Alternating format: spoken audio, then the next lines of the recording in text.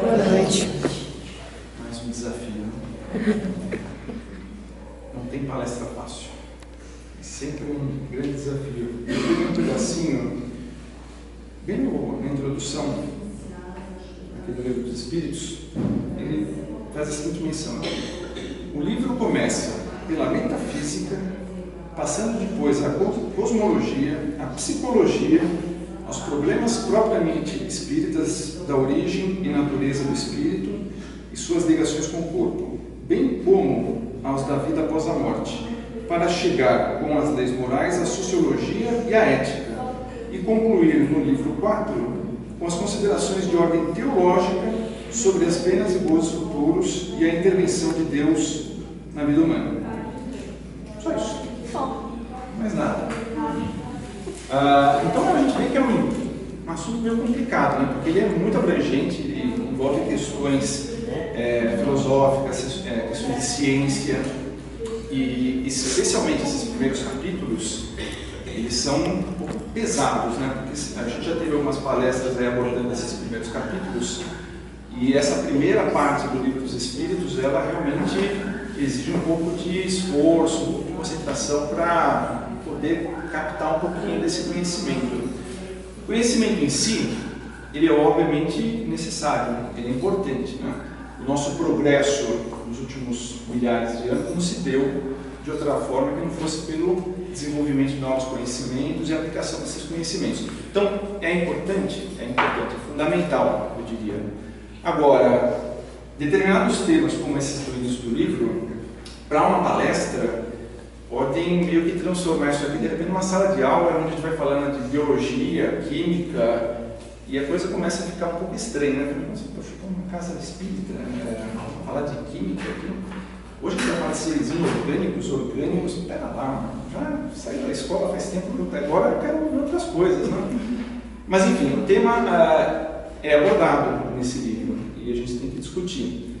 Só que entram alguns aspectos, né? O primeiro é o aspecto do próprio palestrante, no caso dessa noite, eu que vos falo. Tem o viés, né? Tem sempre o viés do palestrante.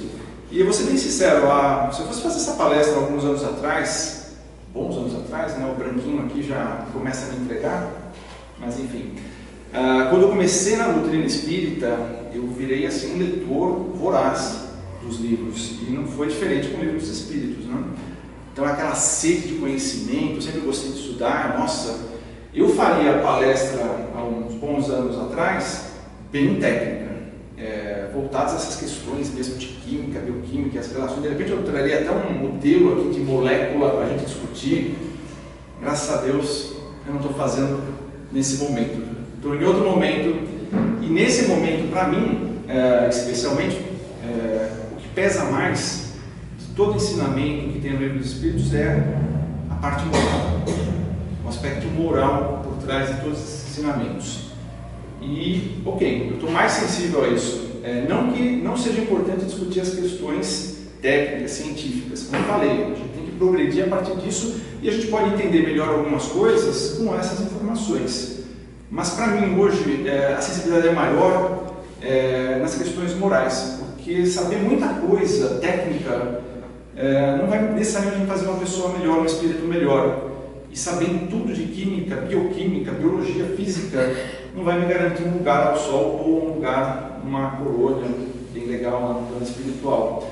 É importante, mas o aspecto moral para mim nesse momento é mais importante. Então, a minha palestra ela acaba tendo esse viés. Eu procurei associar os temas que a gente vai discutir hoje às questões morais e, enfim, vamos ver onde a gente chega. Na realidade, para meu desespero, o tema é bem curtinho, são poucas páginas aqui, quase não tem o que falar. A gente tem 2 ou 3 temas só, que a princípio, falando do ponto de vista técnico, levaria 5 minutos. Só que eu tenho meia hora para falar, então a gente tem que desenvolver. Esse tema aqui, ele fala sobre os seres que existem no universo. O universo está preenchido por seres que são de 2 tipos, né? Agora vai ver um pouquinho de aula de química, os orgânicos e os inorgânicos, mas isso é coisa bem simplesinha. O que difere um do outro? O orgânico, o próprio nome já diz, né? Tem órgãos.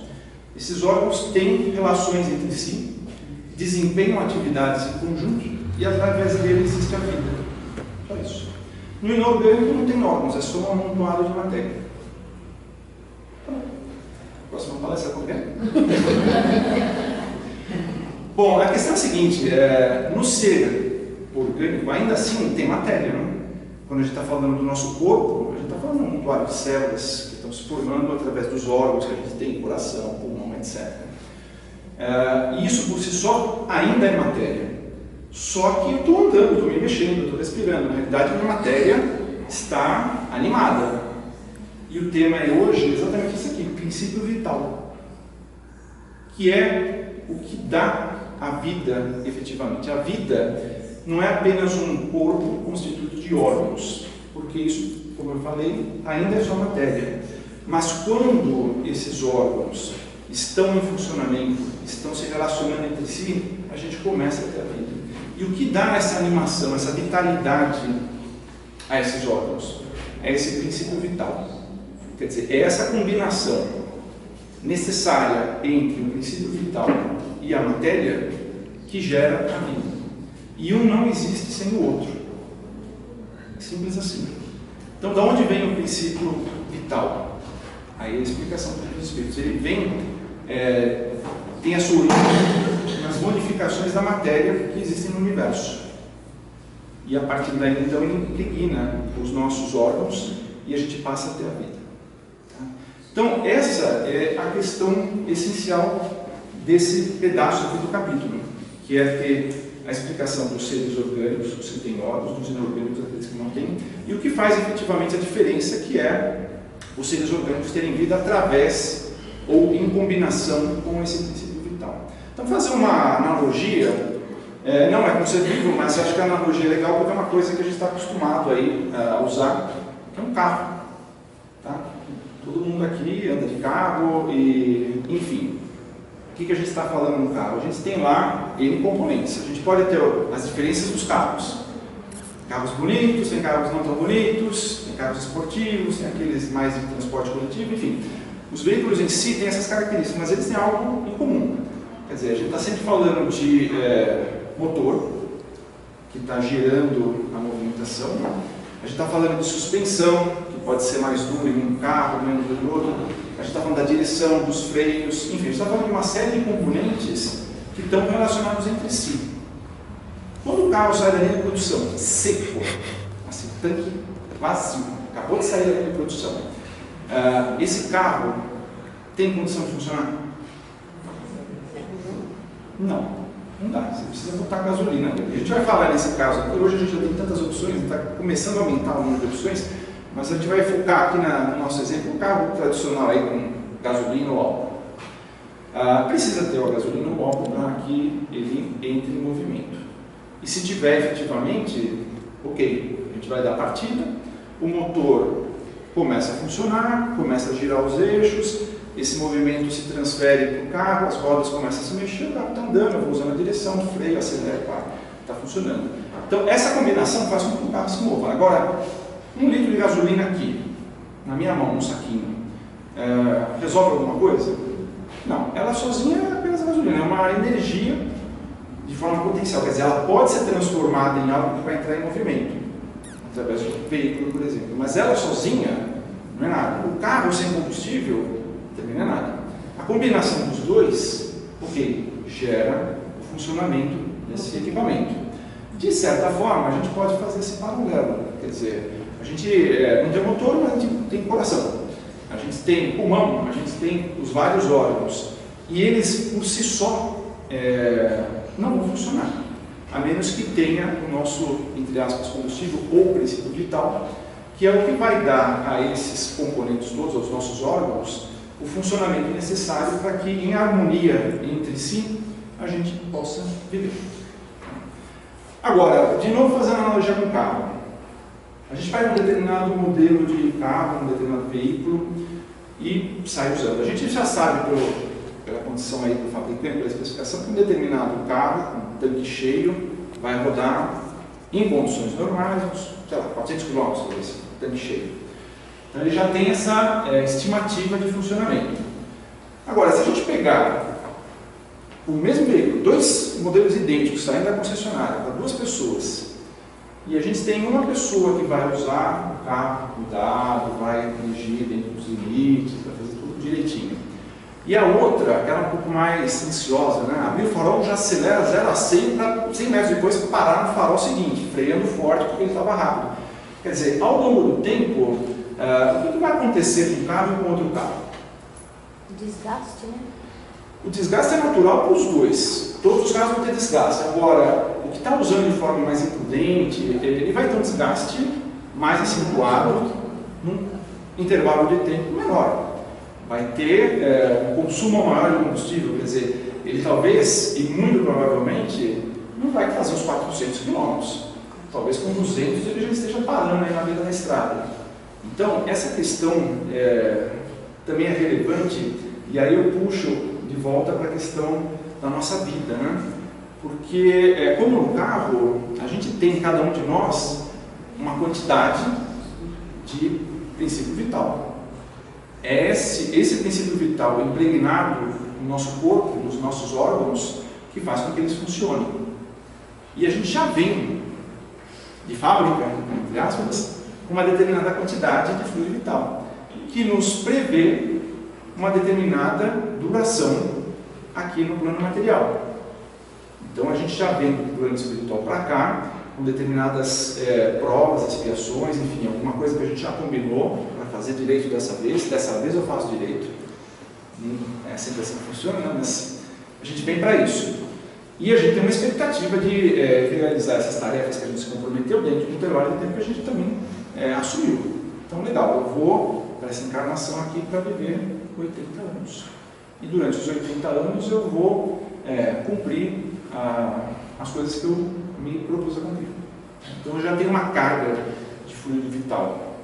E isso vai variar de pessoa para pessoa, a quantidade vai variar de pessoa para pessoa. Agora, uma coisa é estimativa, a outra é um uso real, né? É a história mais ou menos parecida com a do carro que eu falei. A gente pode ter um uso correto do nosso corpo e um outro talvez não tão correto. Quer dizer, a gente vê, por exemplo, pessoas regradas e a gente vê pessoas que abusam de bebidas, abusam de drogas, abusam de N outras coisas. Isso traz consequências para o corpo? Traz consequências para o corpo. O fluido ou o princípio vital sozinho não vai garantir a vida, porque, como eu falei, depende da matéria, depende dos órgãos. Eu posso ter o fluido vital, o princípio vital impregnado nos meus órgãos, mas se eu tomei todas e meu fígado simplesmente parou, acabou, quebrou. Não tem fluido vital para conta. O fluido vital não tem como atuar, porque aquele órgão ficou comprometido. Então eu abreviei a minha existência por conta dessa situação. A gente vê no caso do André Luiz, acho que todo mundo aqui deve ter visto o filme, né? Ele chegou no plano espiritual como um suicida. Não porque ele deu um tiro na cabeça ou se enforcou, na realidade porque ele abreviou a sua existência na Terra por conta de excessos.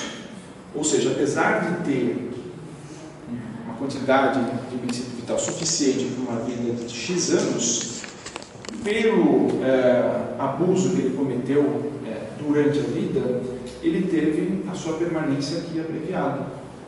Então a gente começa a perceber também, a gente já falou isso aqui sobre suicídio também, né? Em outras palestras, e dos sofrimentos porque passam praticamente, se não todos, grande parte daqueles que desencarnaram através do suicídio. A gente tem relatos em livros sobre isso, né? Memória do Suicida, né? Eu acho mais famoso. Ivone Pereira. E o que acontece naquele caso? A gente tem relatos de espíritos que desencarnaram através do suicídio que transmitem em mensagens, muito tempo depois, o sofrimento que eles sentiram. O sofrimento de sentir o corpo sendo deteriorado pelos micro-organismos depois da morte. Então você imagina o tempo que isso leva.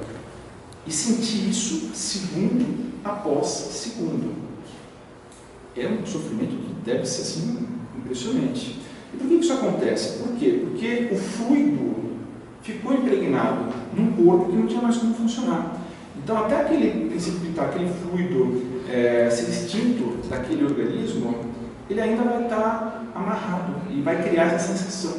Então, essa é uma das explicações que a gente começa a ter do ponto de vista espiritual sobre as consequências ruins. Tem N consequências bem ruins do suicídio, mas essa também é uma delas, né? Agora, não existe só essa interrupção abrupta. Ela pode acontecer e... Puxa, vou dar uma notícia para vocês. Deve estar acontecendo a todo instante com a gente. E eu vou dar um exemplo prático aqui. Já falei sobre isso aqui antes, não fui o único a falar. Vou falar de novo o caso do Belarmino Bicas. Todo mundo já ouviu falar do Belarmino Bicas? Que bom. Não, que bom. Legal. Aí fica a novidade, né? Belarmino Bicas é um espírito já desencarnado que, numa determinada atividade espírita, relatou a sua experiência. E ele fez questão de que essa experiência que ele teve fosse transmitida para as pessoas que estão encarnadas, para que elas aprendessem com o erro dele. Diz que uma pessoa inteligente aprende com os próprios erros e que a sábia aprende com o erro dos outros. Então ele quis transmitir a experiência dele para que as pessoas como nós aqui tenhamos condição de aprender o que ele fez de errado e tentar minimizar. Eu digo minimizar porque vocês vão ver daqui a pouco, acho que a gente já está numa situação muito complicada nessa altura da vida. Mas vamos lá, o que ele diz aqui? Eu vou ser sucinto, tá? Mas ele diz que ele veio com uma cota de energia para permanecer no plano material por 80 anos. Ele desencarnou 20 anos antes. 22 anos antes. 22 anos antes. E não foi porque ele se deu um tiro na cabeça. Não foi isso que aconteceu. Por que ele abreviou em 22 anos a sua permanência aqui na Terra? E isso daqui é um motivo de preocupação para todos nós, para a gente ficar atento. Ele relata que ele foi consumindo essa energia vital em ações do dia a dia que queimavam essa energia com mais rapidez. Como a analogia que eu fiz agora há pouco, do cidadão que pega o carro e vai de 0 a 100 e freia forte, quer dizer, ele está gastando o freio mais rápido do que deveria, ele foi fazendo algumas coisas que foi consumindo. Por conta do quê? Por conta de cóleras, mágoas, enfim, ressentimentos, sentimentos negativos. Isso tudo queimou ao longo do tempo essa energia, ou uma parte dele. A parte que representava 22 anos de permanência aqui. Então, ele dá exemplos aqui, e depois que ele desencarnou, com todo o tempo do mundo, ele começou a rever a sua existência anterior, a sua última existência, e começou a marcar as causas desses aborrecimentos, dessas preocupações, desses dissabores que ele teve, e as consequências em número de dias que aquilo abreviou da permanência dele na Terra. Então, olha só, eu não vou ler todas porque a gente está falando aqui de 16.386 dissabores que abreviaram a sua existência em 7.300 dias. Não vou falar de todos, mas eu vou falar de alguns que eventualmente, só eventualmente, já tem acontecido com um ou outro aqui na casa. Por exemplo, 1.811 dias ele perdeu por conta de contrariedades em família. Aqui ninguém, não é o nosso caso, aqui ninguém teve discussão em família. 1.614 dias foram para o espaço por conta de discussões com a esposa, por questões domésticas, coisas sociais. Acho que isso vale também para as esposas com relação ao marido, né? Tem discussão de um lado e do outro. 1.614. Essa aqui me deixou desesperado. 1089. Não, essa próxima aqui vocês vão querer se esconder debaixo da cama hoje. 1089 por melindres ante o descaso de funcionários e empregados de instituições diversas. Eu vou mandar uma carta para a NET, vou mandar uma carta para a TVA, para a Telefônica. Esses caras estão me devendo alguns anos de vida, porque... Nossa Senhora, você já pensou? Alguém aqui por acaso teve algum probleminha com Não, operadora de telefone celular? Aguarde um minutinho. Sabe que esses minutinhos devem ter proporcionado aqui, sei lá, uns anos de permanência aqui na Terra, de tanto nervoso que eu passei. Eu quero dizer com vocês não, mas eu passei um bocado. Enfim, isso aqui é uma coisa interessante, né? Para a gente ficar atento a essa questão do vínculo, né? A gente está falando aqui, antes que a gente perca o fio da meada, né, nosso objetivo, o tema do capítulo é princípio vital. Então a gente estava falando aonde ele atua, quer dizer, sobre os seres orgânicos, aqueles que têm órgãos, para dar a vitalidade necessária para que eles funcionem. Só que a gente está percebendo também que não é só isso, né? A maneira como nós atuamos no dia a dia tem um certo consumo associado dessa energia vital. E no caso do Guilherme Vicas, isso daí tem uma consequência bem ruim. A gente está falando de 22 anos. Né? Ele era para desencarnar com 80 anos e encarnou com 58, por conta dessas discussões. Porque ele não dirigia, né? Pois é, não faz missão, ele estava problemas do carro. Eu acho que ele não tinha carro. Mas olha aqui, ó. Ele estava numa situação. Não, ele diz aqui, ó. 777, por desacordos com motoristas e passageiros desconhecidos em viagens de ônibus, automóveis particulares, bondes e lotações. Só que, convenhamos, isso tudo aqui aconteceu entre 1956 e 1956. Ele não estava no trânsito que a gente está hoje.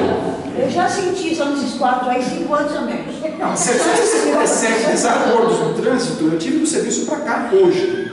Então, ok. Mas aí também entra um outro item que tem nesse capítulo que fala da inteligência, né? A gente vai chegar lá. Aí cabe bem aí. Bom, até aqui, alguma questão, alguma dúvida? Vocês estão vendo que, na realidade, essa parte aqui envolve, sei lá, umas 20 questões assim. A Wanda deu liberdade, não precisa se ficar justo. Não vou fazer perguntas e respostas, eu estou apresentando o tema de uma maneira mais ampla, né? Mas a essência dessa parte do capítulo é falar sobre isso. Para a gente entender, eu acho que o relevante, como eu falei, com esse viés que eu tenho hoje para essa questão emocional, é saber que legal, a gente tem um princípio vital, que é extraído do universo, ele impregna nossos órgãos e a gente está vivendo. Beleza, acabou. Mas eu acho que tem algo mais. Quer dizer, saber como ele funciona e como ele está sendo consumido e as consequências que a gente tem por conta de um suicídio direto ou indireto, porque ele coloca aqui, no caso do Bellarmine, ele fala o seguinte: suprimir inconscientemente 22 anos da cota de 80 que me cabia desfrutar do corpo físico, regressando à parte espiritual, na condição de suicídio indireto. Tá? Não foi a intenção dele o suicídio, mas pela conduta dele, ele acabou abreviando. Mas excesso também é suicídio, né? Excesso de bebida. Como a gente falou, o caso do André Luiz. A gente vê os excessos de ordem material, os prazeres momentâneos aí da carne, né? Muitas vezes trazem como consequência deterioração de alguns órgãos. A bebida a gente sabe claramente que tem uma influência muito negativa sobre o fígado. O cigarro a gente sabe que tem uma influência muito negativa. Ele tinha entendimento sobre isso, porque ele era médico, né? Então, talvez aí tenha aumentado um pouquinho mais a responsabilidade. Né? Pois Você estava falando do caso também do cigarro, a influência que a gente sabe negativa que ele exerce nos pulmões, enfim. A gente pode ter o fluido na quantidade certa, mas por conta, por exemplo, desse cigarro, a gente pode comprometer o pulmão e não vai ter fluido que dê conta, quer dizer, o pulmão não funciona mais. Quebrou a máquina, então não tem mais como botar gasolina. Imagina um carro e a pessoa imprudente deu o muro, destruiu o carro. O tanque está cheio, ele tinha abastecido meia hora antes. Porque o fato do tanque estar cheio não quer dizer que ele vai sair andando do carro. O carro já foi para o espaço. Quer dizer, se a gente comprometer o corpo, não tem combustível que dê conta. Aí, se a gente gastar o combustível em excesso também, dessas maneiras que ele colocou, por conta de sabores, né?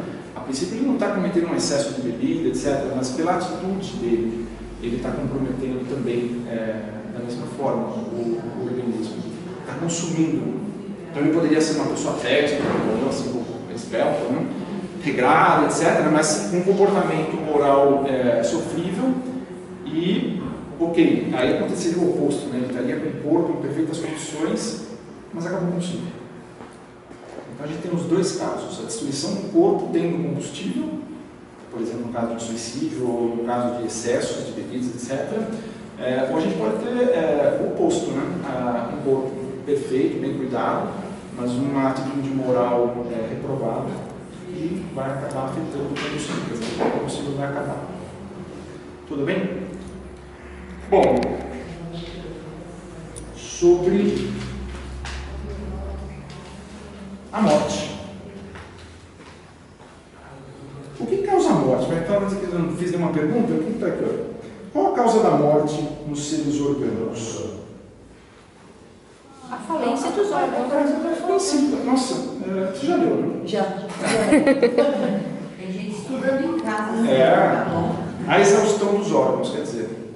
É tão simples quanto isso. Agora, eu vou passar para vocês um filme, acho que todo mundo já viu. Bom, se quem não viu vai gostar de ver pelo menos esse texto, que é Jesus de Nazaré. E tem uma passagem aqui que também tem relação, de certa forma, com o que a gente está falando. Espera. E a gente vai... só um minutinho, deixa eu só... Esse filme, Jesus de Nazaré, é aquele que dura 7 horas. 4. 4? É o melhor filme de Jesus, é esse, maravilhoso. Eu emprestei, não sei para quem não me deu. Deixa eu comprar outro. Mas não se preocupe, o filme tem 4 horas, esse pedacinho tem 1h30 só. Só um trecho. Mais 15 para esquentar o negócio.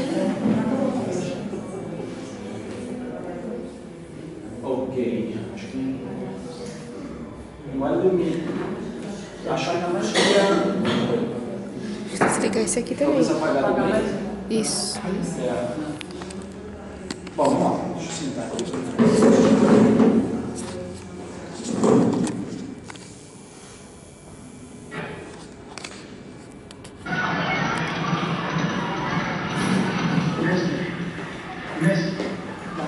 A Marta e Maria e nós e seu amigo em Betânia me mandaram aqui para encontrar. Lázaro está muito doente, quase.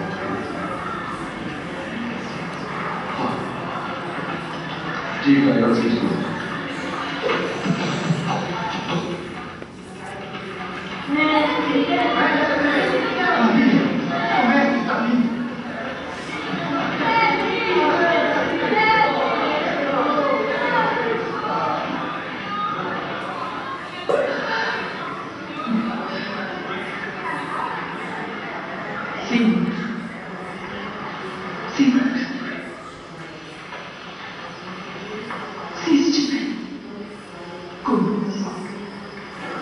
Meu irmão, não teve honra. Mas eu sei que mesmo agora, tudo o que pedir a Deus, Deus dará a você. Porque eu acredito que você é Cristo, o Filho de Deus, aquele que veio ao mundo para nos dar a vida eterna. Onde eu vou dar? Venha ver.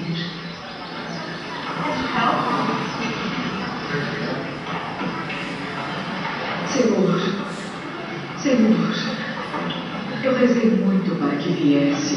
Se tivesse vindo, Lázaro não teria morrido. Retirem a pedra. Mas ele já está morto há 4 dias, mestre. Seu corpo já deve estar deteriorado. Retirem a pedra. Vem, me ajuda.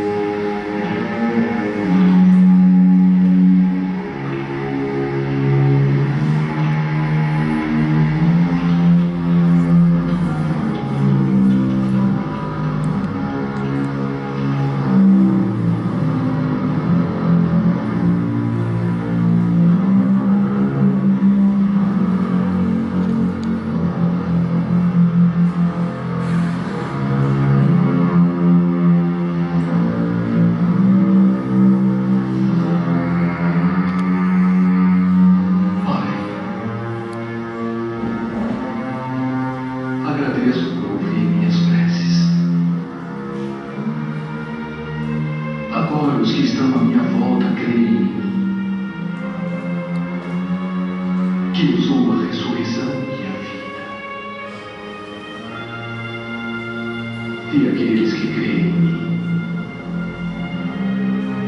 jamais morrerão.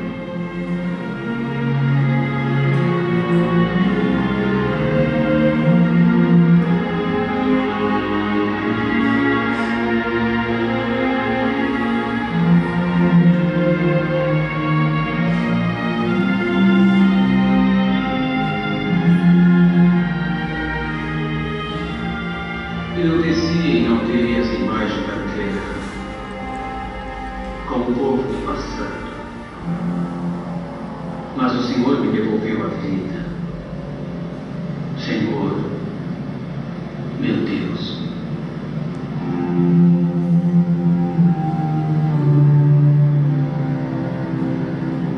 Lázaro! Levante-se!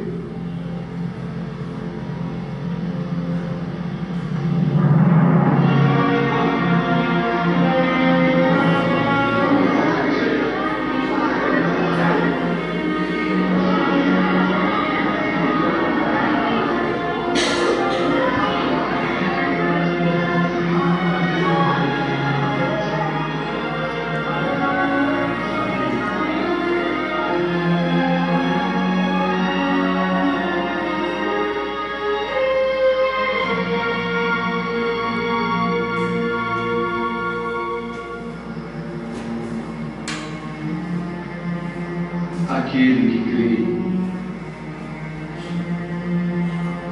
mesmo morto,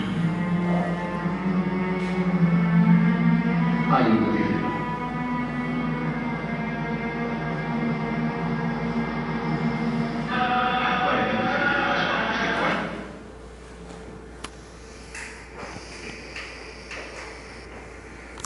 Bem legal, né? Agora, aquele que crê em mim, mesmo morto, viverá. Ops, acabou o fluido, o órgão pode funcionar, morreu, exaustão. E aí, do que a gente está falando então? Essa passagem acho que é conhecida na grande maioria aqui, né? Mas talvez a interpretação que se passou lá não tenha chegado para todos, né? Pela visão espírita. Porque muitas pessoas olham ok, um corpo morto voltou à vida. Mas foi exatamente isso que aconteceu? Afinal de contas, a gente acabou de ver que se o corpo morreu, se a pessoa morreu, os órgãos pararam de funcionar, o fluido se extinguiu, o princípio vital acabou. Ponto. E aí Lázaro, 4 dias, já na cova, levanta e sai andando. Opa, está batendo aí. Será que tem alguma coisa aqui que não está batendo nessa história? E a missão de Jesus, né? Quem crê em mim, mesmo morto viverá. Ele estava falando do quê? Da essência aqui, né? Da nossa doutrina. Que ele está falando sobre a ótica do Espírito. Não morrerá em Espírito. Porque nós não fomos criados dessa maneira como a gente está aqui hoje, por Deus. A gente foi criado em Espírito. E o Espírito tem a vida eterna, não morre. O que aconteceu na prática, e eu vou usar esse livro aqui como referência, é um livro bem legal, já usei ele aqui algumas vezes, Parábolas e Ensinos de Jesus. Ele explica as parábolas e algumas passagens do Evangelho sobre a ótica da doutrina espírita. E tem uma passagem aqui que fala exatamente sobre essa situação. Primeiro ele narra exatamente o que a gente viu, e porque a gente viu, a gente vai pular esse trecho, e eu já vou direto para a explicação. Ele diz aqui: essa narrativa, de uma simplicidade verdadeiramente singular, retrata uma das belíssimas cenas do cristianismo, seja em seu aspecto religioso e moral, seja em sua modalidade científica e filosófica. Por ela se descobre logo a morte sobre os seus dois aspectos, físico e psíquico. Aquelas afirmações características de Jesus, ora dizendo: Lázaro dorme, não morreu, mas eu vou despertá-lo, ao lado desta outra, Lázaro morreu, despertam imediatamente a ideia de duas mortes, a morte corporal e a morte espiritual. Com efeito, lendo-se com toda atenção o trecho evangélico e pondo lado a lado o modo de ver de Jesus e o modo de ver do evangelista, compreendemos imediatamente que o caso de Lázaro não passa de um caso psíquico, fenômeno cataléptico, que tanto pode durar 2 horas como 4 ou 5 dias. Destes casos, a medicina não conhece perfeitamente as causas. A catalepsia apresenta todas as aparências da morte: rigidez, insensibilidade, perda de inteligência, aspecto cadavérico, etc.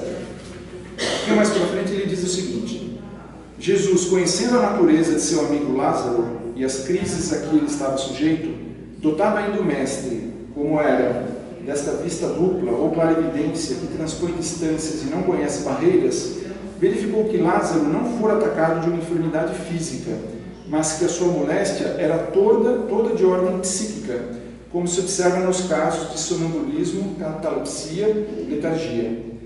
Foi isso que o fez demorar 4 dias para chegar a Betânia. Ele tinha certeza de que não houvera ruptura dos laços fluídicos que ligam o espírito ao corpo. Mas, por fim, ele diz o seguinte: encarando a questão pelo lado científico, observamos uma bela cura de catalepsia operada com o auxílio do magnetismo, de que Jesus era o maior de todos os representantes. Aliás, em todas as suas curas, não adotava outro processo. Quem passar uma vista de olhos sobre as curas operadas pelo grande mestre, verá que nenhum outro processo foi por ele empregado, senão a imposição de mãos e a palavra ao paralítico lhe disse: toma o teu leito e caminha. Ao cego disse: vê. Ao surdo, ouve. E assim por diante. Então, na realidade, a gente tem que estar atento aqui a essa explicação que é um dos pilares que sustenta a doutrina espírita, quer dizer, a nossa existência como espíritos. E nesse caso, a gente não confundir. A gente está falando de vida, a gente está falando do término da vida, da exaustão de órgãos, que quando se dá, efetivamente, acabou. Um corpo que já está sem os órgãos funcionando, que já teve desligamento do perispírito desse corpo, não volta mais, ponto. Mas não foi o que aconteceu nessa passagem do Evangelho. A gente teve um caso aqui bem ilustrado, como sendo um caso de catalepsia, quer dizer, a pessoa estava num estado de letargia, e através de um passe, que é falado na posição da mão, e a sugestão de Jesus do magnetismo, ele recobrou os movimentos, enfim, ele levantou, mesmo com todo esse período de tempo. E a gente tem explicação científica de casos como esse podendo durar com livros aqui de 2 horas a 4 a 5 dias, que foi mais ou menos o intervalo de tempo que isso levou. Tá bom? Alguma questão, alguma dúvida sobre esse tema de princípio vital, vida e morte?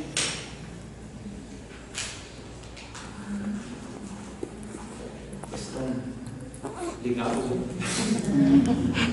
Legal. Bom, a gente deve ter mais alguns minutinhos e tem mais um pedacinho do capítulo que fala sobre a inteligência. Inteligência e instinto. Ok, a gente tem uma característica adicional, né? Alguns seres têm alguma característica adicional. Os seres orgânicos têm a vida, mas nem todos que têm vida têm inteligência. Então a gente tem aqueles inorgânicos, as pedras, amontoadas de matéria, mas a gente tem os que têm vida, animais, por exemplo, plantas, e o ser humano, que além da vida, dos órgãos, etc., tem também a inteligência. E da onde vem a inteligência? Essa é uma pergunta que é feita aqui. Qual é a fonte da inteligência? E ele diz aqui, de uma forma sucinta, não muito clara, que vem da inteligência universal. Ele explica também um pouquinho depois que tem determinadas coisas que ainda não é dado ao ser humano saber. Então, no momento em que esse livro foi escrito, não estou errado por vários espíritos aí de vários países na época, não era algo para se aprofundar naquele momento.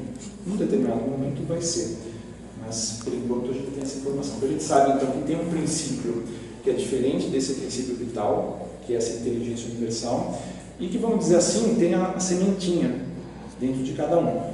Mas não quer dizer que ela seja igual. Na nossa criação, ok, mas na nossa evolução, não.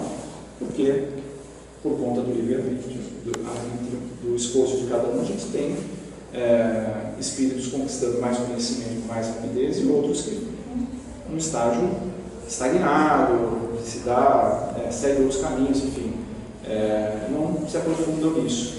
Então, a inteligência em si é uma característica que está impregnada também em nós, seres humanos. Mas o seu desenvolvimento se dá de forma diferente pelas características e pelo esforço de cada um. Existe um tipo aqui também mencionado de inteligência que ele chama de inteligência não racional. Quer dizer, aquela que não é pensada, aquela que não é raciocinada. É a inteligência que é chamada de instinto, né? Que ela é básica, inerente a um ser vivo e que, como o nome sugere, né, não racional, quer dizer, você não pensa, você não toma uma decisão a partir do pensamento, você vai por instinto, ok? É uma coisa que está associada à nossa preservação. Então a gente já deve ter se deparado em alguma situação ou outra da nossa vida em que a gente toma algumas ações assim meio que imediatas, face a uma determinada situação, que é fruto do nosso instinto, né? Da nossa condição de inteligência básica, não racional, que nos permite desviar de problemas e continuar a nossa caminhada. Tá? Quando a gente tem de forma raciocinada, então a gente tem a inteligência em si, no seu estado pleno, que é desenvolvida ao longo do tempo. E aí, de novo, tem a questão moral associada a isso. Quer dizer, eu comecei falando, poxa, legal, a gente vai adquirir um monte de conhecimento, vai estudar dizer, mas e o lado moral dessa história? Será que vai ajudar de alguma coisa, ter um profundo conhecimento científico, qualquer que seja a natureza, e a gente não ter uma atitude moral compatível com o que se espera da gente? Eu vou pegar agora, para concluir a palestra, um texto desse livro aqui, Pontos e Pontos, que conta uma história que tem a ver com isso. De novo, como eu falei no começo, procurei agregar um pouco de lado científico com um aspecto moral. E aqui a gente tem um caso que relata uma pessoa bem inteligente. E, ok, de que isso serviu para ela? Eu vou ler num ritmo meio acelerado aqui para não ter que ouvir a castanhola. O título é o seguinte: Grande Cabeça. O doutor Abelardo Tourinho era indiscutivelmente verdadeira águia da inteligência. Advogado de renome, não conhecia derrotas. Sua palavra sugestiva nos grandes processos tocava-se de maravilhosa expressão de magnetismo pessoal. Seus pareceres denunciavam apurada cultura. Qual cientista isolado no laboratório para descobrir uma combinação química, Abelardo se mantinha horas e horas no gabinete particular, surpreendendo as colisões das leis humanas entre si. Não obstante o talento privilegiado, caracterizava-se, contudo, por traço lamentável. Não vacilava na defesa do mal diante do dinheiro. Se o cliente prometia pagamento farto, o casuídico torturava decretos, ladeava artigos, forçava interpretações e acabava em triunfo espetacular. Chamavam-lhe Grande Cabeça nos círculos de convivência comum. Temiam-no os colegas de carreira, que lhe não regateavam respeito e consideração. Penetrando o fórum, provocava movimentos de singular interesse. Retraíam-se os companheiros, enquanto os serventuários se atropelavam a fim de atendê-lo no que desejasse. O Dr. Abelardo era sempre requisitado em serviços inadiáveis em razão da nomeada fulgurante. Devia ser ouvido antes dos outros. Muita vez foi convidado a atuar em posição destacada nas esferas político-administrativas. Entretanto, esquivava-se maneiroso, que representava uma singela gratificação de um deputado em confronto com os honorários que lhe cabiam. Verdadeiras bagatelas. Seus clientes escorcháveis eram sempre numerosos. Sua banca era frequentada por avarentos transformados em sanguessugas do povo, por negociantes inescrupulosos ou por criminosos da vida econômica, detentores de importante ficha bancária. Ele ia ter bastante emprego hoje. Abelardo nunca foi visto lutando em causa humilde, defendendo os fracos contra os poderosos, amparando infortunados contra os favorecidos da sorte. Afirmavam não se interessar em questões pequenas. Grande cabeça, asseveravam todos os conhecidos, sem restrições. Alguém havia, porém, que acompanhava o grande intérprete da lei sem elogios precipitados. Era sua mãe, nobre velhinha cristã, que o alertava de quando em quando, com sinceridade e amor. Abelardo, meu filho, costumava dizer-lhe prudentemente, não te descuides na missão do direito. Não admitas que a ideia de ganho te avassale as cogitações. Creio que a tarefa da justiça terrestre é muito delicada, além de profundamente complexa. Ser advogado, quanto ser juiz, é difícil ministério da consciência. Por vezes, observo-te as inquietações na defesa dos clientes ricos e guardo apreensões justas. Não te impressiones pelo dinheiro, meu filho. Repara, sobretudo, o dever cristão e o bem a praticar. Sinto falta dos humildes em derredor do teu nome. Ouço os aplausos de teus colegas e conheço a estima que desfrutas no seio das classes abastadas, mas ainda não vi em teu círculo os amigos apagados de que Jesus se cercava sempre. Nunca pensasse, Abelardo, que o Mestre Divino foi advogado da mulher infeliz e que na própria cruz foi ardoroso defensor de um ladrão arrependido? Creio que o teu apostolado é também santo. O eminente homem da legalidade meneava a cabeça, em sinal de desacordo, e respondia: Mãezinha, os tempos são outros. Devo preservar as conquistas efetuadas. Não posso, por isso, satisfazer-lhe as sugestões. Compreende a senhora que o advogado de renome necessita clientela à altura. Aliás, não desprezo os mais fracos. Tenho meu gabinete vasto, onde dou serviço. Quem diria, eu achava que ia ter tempo de acabar em 5 minutos, agora estão batendo lá. Aliás, não desprezo os mais fracos. Tenho meu gabinete vasto, onde dou serviço a companheiros iniciantes, junto aos quais os menos favorecidos do campo social encontram-se os recursos que reclamam. Meu filho, retrucava a senhora Tourinho afetuosa, estimaria tanto ver-te a sementeira evangélica. O advogado interceptava-lhe as observações sentenciando: a senhora, porém, necessita compreender que não sou ministro religioso, não devo ligar minha preceituação estranha ao direito, e é tão escasso o tempo para a leitura e análise dos códigos que me não sobra ensejo para estudos do Evangelho. Ao demais, e fazia um gesto irônico, que seria de meus filhos e de mim mesmo se apenas me rodeasse de pobretões? Seria o fim da carreira e a bancarrota geral. A genitora discutia amorosa, fazendo-lhe sentir a beleza dos ensinamentos cristãos.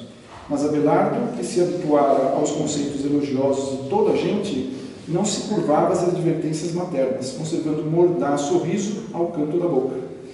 Se ele fosse amigo sincero dos afortunados da vida, personificando um conselheiro caridoso, nenhum delito lhe assinalaria a atitude individual. No entanto, o causídico famoso abeirava-se dos abastados, explorando-lhes as paixões e agravando-lhes o desequilíbrio da mente desregrada. Em suma, queria dinheiro fácil, anestesiando a consciência de qualquer modo. Iludira-se com a opinião pública que o considerava grande cabeça e colocou todas as possibilidades de sua vigorosa inteligência a serviço das aquisições menos dignas. A experiência terrestre, contudo, foi passando devagar, como quem não sentia pressa em revelar a eternidade da vida infinita. A senhora Tourinho regressou à espiritualidade muito antes do filho, persistindo, entretanto, na mesma dedicação, inspirando-o e ajudando-o através do pensamento. Abelardo, todavia, jamais cedeu. Sentia-se a suprema cabeça de seu círculo, com a última palavra nos assuntos legais. E foi assim que a morte o recolheu, envolvido em extensa rede de compromissos. Muito tarde compreendeu o antigo lidador do direito as tortuosidades perigosas que traçara para si mesmo. Muito sofreu e chorou nos caminhos novos. Não conseguia levantar-se, achava-se caído na expressão literal. Crescera-lhe a cabeça enormemente, subtraindo-lhe a posição de equilíbrio normal. Colara-se à terra, entontecido e frequentemente atormentado pelas vítimas ignorantes e sofredoras. A devotada mãezinha visitava-o variadas vezes, administrando socorros ao seu alcance. Os anos, no entanto, deslizavam rápidos, sem que a senhora Tourinho lograsse resultados animadores. Prosseguia o penitente na mesma situação de imobilidade, deformação e sofrimento. Reparando certa feita a ineficácia de seus carinhos, trouxe um elevado orientador de almas à paisagem escura. Pretendia um parecer a fim de reformar diretrizes de ação. O prestimoso amigo examinou o paciente, registrou-lhe as pesadas vibrações mentais, pensou e dirigiu-se à abnegada mãe de compadecida. Minha irmã, o nosso amigo padece de inchação da inteligência pelos crimes cometidos com as armas intelectuais. Seus órgãos da ideia foram atacados pela hipertrofia de amor próprio.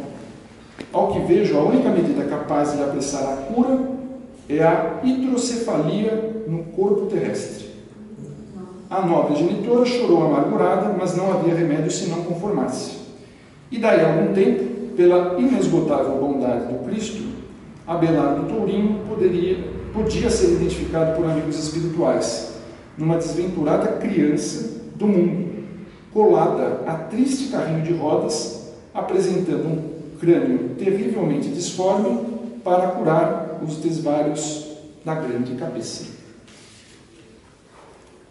Ok, inteligência é legal, mas o uso dela acho que é mais importante ainda. Vamos lá, antes que toquem de novo.